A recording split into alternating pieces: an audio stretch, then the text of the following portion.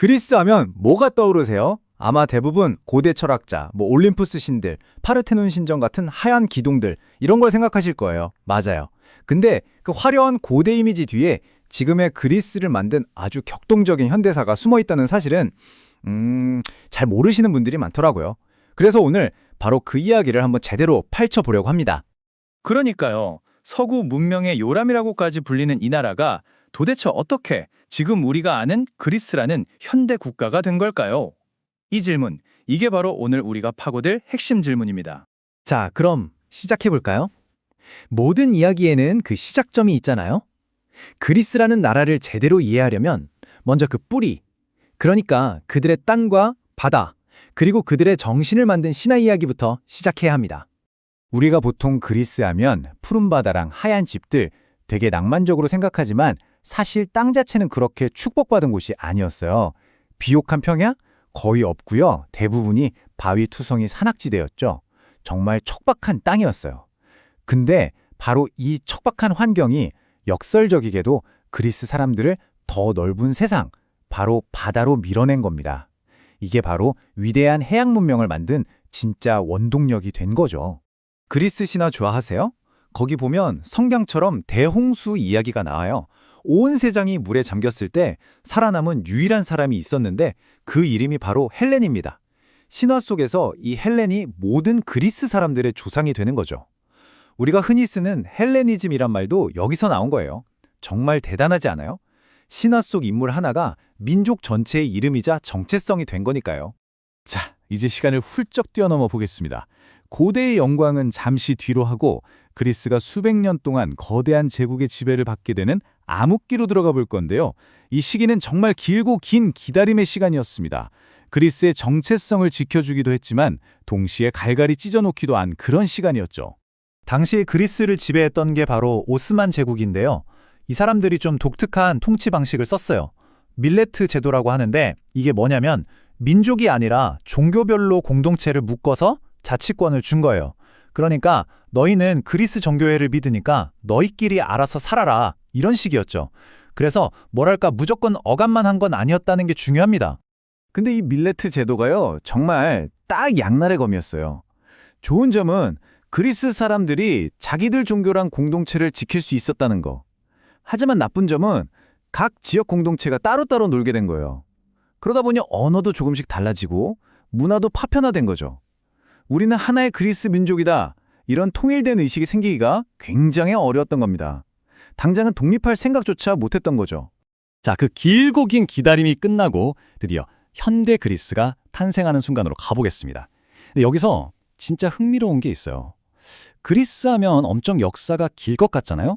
근데 현대 국가로 따지면 유럽의 다른 나라들에 비해선 꽤나 젊은 국가라는 사실입니다.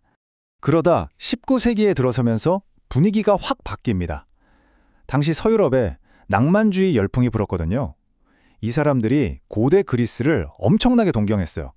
자유와 민주주의의 발상지 이러면서요. 심지어 영국의 그 유명한 시인 바이런이 직접 그리스 독립전쟁에 뛰어들었을 정도예요. 이런 외부의 열렬한 지지와 내부에서 끓어오르던 열망이 딱 만나면서 1821년 드디어 독립을 향한 불길이 타오르기 시작합니다.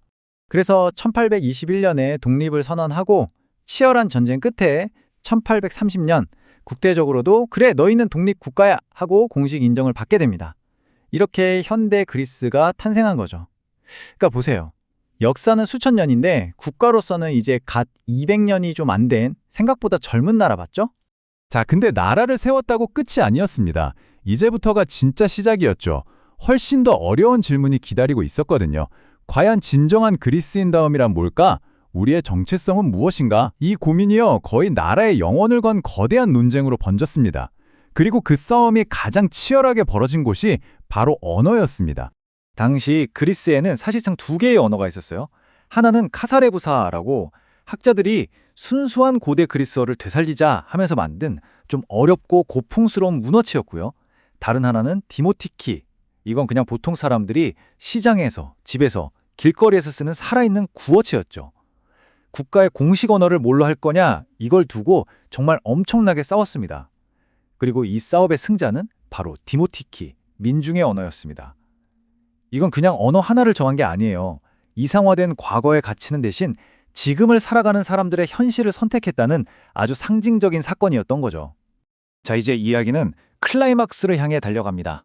이제 막 태어난 젊은 국가 그리스가요, 정말 어마어마한 꿈을 꾸기 시작합니다. 바로 과거 동로마, 즉 비잔틴 제국의 영광을 되찾겠다는 거대한 야망이었죠. 그리고 이 꿈 때문에 20세기 초 그리스의 운명을 통째로 뒤흔들어버린 끔찍한 사건이 벌어지고 맙니다. 당시 그리스의 지도자였던 베니젤로스 총리가 내세운 비전이 있었어요. 메갈리 이데아, 우리말로 하면 위대한 이상이라는 건데요. 계획이 뭐였냐면 단순히 지금 영토에 만족하는 게 아니라 옛 비잔틴 제국의 심장이었던 소아시아, 지금의 튀르키의 서부 지역까지 다 되찾아서 유럽과 아시아 두 대륙, 그리고 5개의 바다를 아우르는 위대한 그리스를 다시 만들겠다는 정말 야심만만한 계획이었습니다. 근데 그 위대했던 꿈은요, 너무나도 끔찍한 재앙으로 바뀌고 맙니다. 처음에는 발칸 전쟁이랑 1차 세계대전에서 이기면서 영토도 넓히고 모든 게 잘 풀리는 것 같았어요. 하지만 1919년 튀르키예 본토를 침공한 게 결정적인 실수였습니다. 결과는 그리스군의 처참한 대패. 그리스 사람들은 지금도 이 사건을 그냥 패배가 아니라 대재앙이라고 부릅니다. 이 전쟁 때문에 수천 년 동안 그 땅에서 살아왔던 그리스계 기독교인들이 학살당하거나 강제로 쫓겨나면서 소아시아의 그리스 공동체는 그냥 역사 속에서 완전히 사라져버렸어요. 자, 이렇게 격동의 시기를 거쳤으니 그 상처와 흔적이 없을 수가 없겠죠. 이제 마지막으로 이 모든 역사적인 사건들이 오늘날의 그리스에 어떤 그림자를 남겼는지 그 역사의 무게에 대해 한번 이야기해 보겠습니다. 이거 한번 보세요. 정말 놀라운 숫자인데요. 20세기 초에 그리스의 인구 대비 공무원 수가 당시 최강대국이던 영국보다 무려 7배나 많았습니다. 7배요. 아니, 나라가 부유한 것도 아닌데 어떻게 공무원 수가 이렇게 많았을까요? 답은 간단합니다. 바로 정치 때문이었어요. 정치인들이 선거 때 자기를 찍어준 사람들, 자기 편한테 보답하려고 나라 돈으로 필요도 없는 공무원 자리를 그냥 마구잡이로 만들어준 거예요. 너 나 찍었으니까 일자리 하나 줄게. 이런 식이죠. 이런 식의 정치가 정치적 후견주의인데 이게 현대 그리스 경제에 정말 오랫동안 큰 짐이 되는 아주 고질적인 문제가 됐습니다. 정리해보자면 이렇습니다. 척박한 바위 땅에서 시작해서 수백 년 동안 다른 민족의 지배를 견뎌내고 마침내 독립을 이뤄냈지만 또 위대한 제국이라는 꿈을 꾸다가 처절한 비극을 맛보기까지 이 모든 투쟁과 야망 그리고 상처의 역사가 뒤섞여서 바로 오늘날 우리가 보는 이 복잡하면서도 정말 매력적인 나라 그리스의 영혼을 만들어낸 겁니다.